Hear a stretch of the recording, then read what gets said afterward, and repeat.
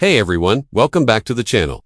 Tonight's story is one that starts with glittering lights, polished shoes, and a man who thought he had life completely figured out. It's Christmas Eve, and the city is glowing in that special way it only does once a year. Every street seems wrapped in lights, every window humming with warmth and music. Snow dusts the sidewalks like powdered sugar, and the air feels thick with anticipation. For Alexander Reed, this night was supposed to be simple, perfect, even. Alexander was a millionaire CEO. The kind whose name appeared in business magazines under headlines about success, discipline, and vision. He built a tech empire from nothing, survived ruthless boardrooms, and negotiated deals that made people sweat. Yet none of that mattered tonight. Tonight, he wasn't a CEO, he was a father. A single father, and he was holding the small, mittened hands of his twin girls, Lily and Grace, as they stepped out of a sleek black car in front of the most luxurious restaurant in the city.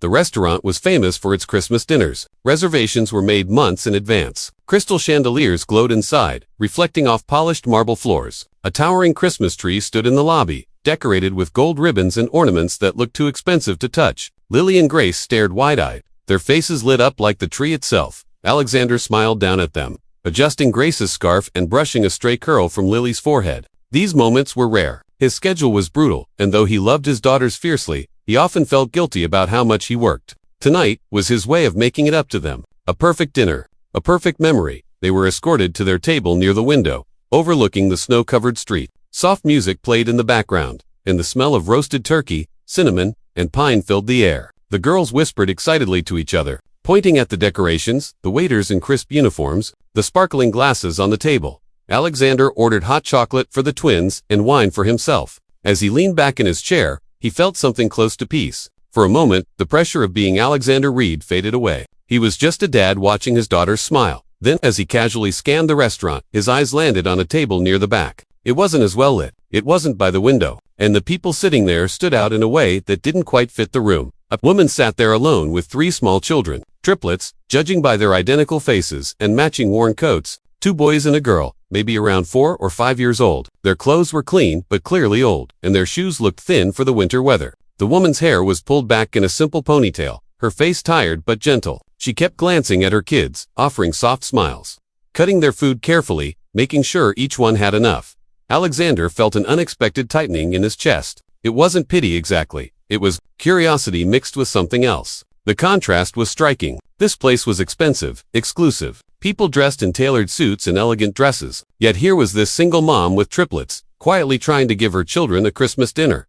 Lily noticed him staring. "Daddy, who's that lady?" she whispered. Alexander hesitated. "Someone having dinner like us," he replied softly.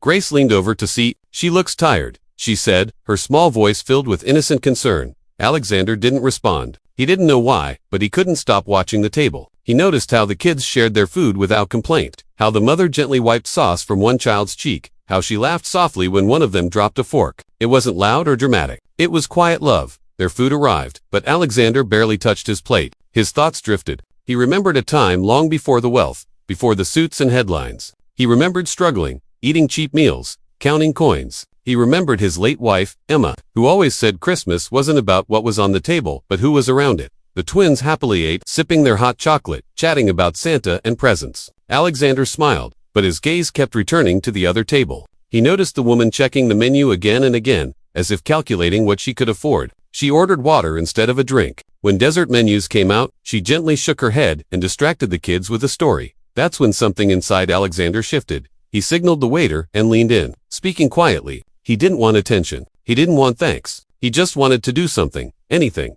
whatever that table orders. He said, nodding subtly, toward the woman and her triplets, "Put it on my bill. Dessert too, and make it special." The waiter looked surprised but nodded respectfully.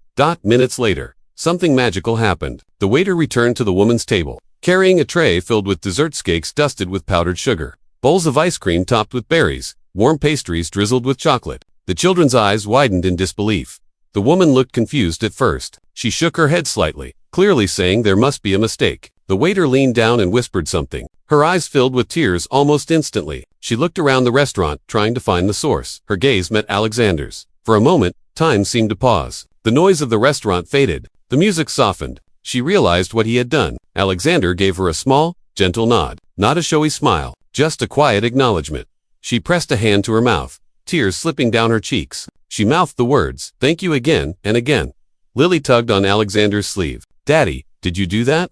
He nodded. Yes, sweetheart. Grace smiled brightly. That's nice, she said simply.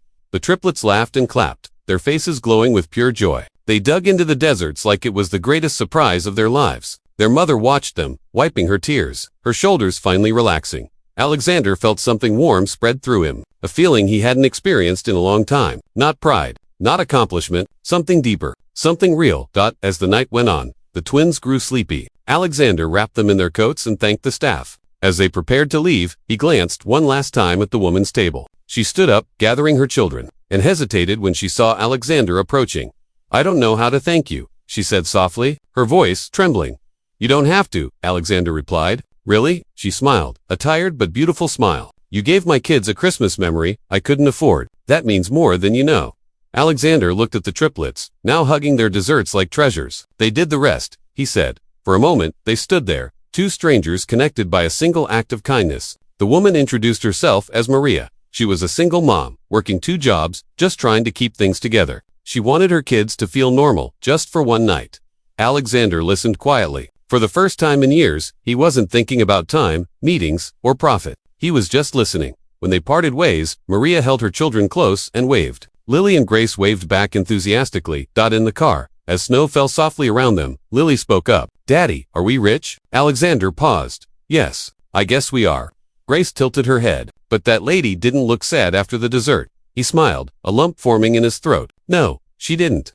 That night, after tucking the twins into bed, Alexander sat alone in the quiet house. The Christmas tree glowed softly in the corner. He thought about the evening, about Maria, about her kids, about how a simple gesture changed the entire night for a family. He realized something uncomfortable. For all his success, he'd been living small in the ways that mattered most. Focused on numbers, growth, and image. He'd forgotten how powerful simple kindness could be.